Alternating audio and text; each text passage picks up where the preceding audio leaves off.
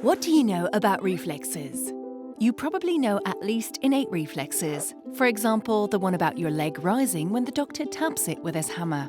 Another innate reflex, your pupils that dilate or shrink with light variations. These are physical reflexes that we have since our early childhood. Other reflexes, learned reflexes, are the result of our learning. Let's take a look at what happens while driving, for example.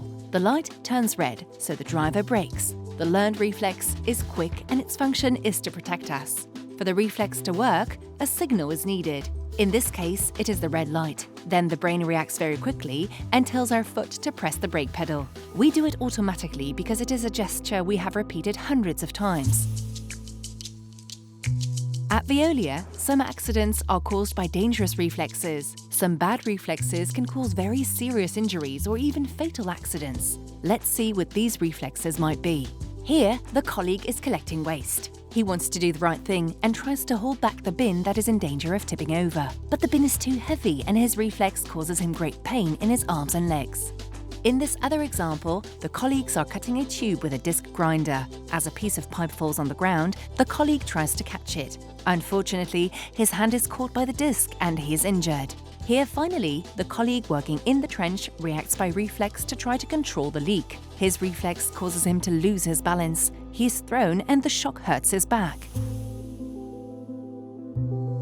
We can see that reflexes often start with a good intention, but unfortunately, these reflexes can sometimes lead to an accident. Let's see what we can do to avoid accidents caused by a dangerous reflex. A little thought before starting can help us avoid dangerous reflexes. In preparing for your work, check with your colleagues whether unforeseen events could cause a dangerous reflex. Memorize unforeseen events that have been identified as hazards. Is there any individual or collective protective equipment to remember to protect against these dangerous reflexes? For example, a helmet to avoid bumping, gloves to avoid hand injuries, a harness to avoid falls from a height. Where is the emergency exit or emergency stop button in case of a sudden problem? What are the right reflexes to adopt, such as dropping a heavy object or tool when moving away from it? Not attempting to control a leak. If a machine gets out of control, pressing the emergency stop without fear of interrupting the operation in progress. Finally, talking about it among colleagues allows us to learn from each other and to avoid repeating dangerous reflexes. If you are ever confronted with a bad reflex at home or with a colleague, share your experiences to avoid repeating it. Always ask yourself what would have been the right thing to do.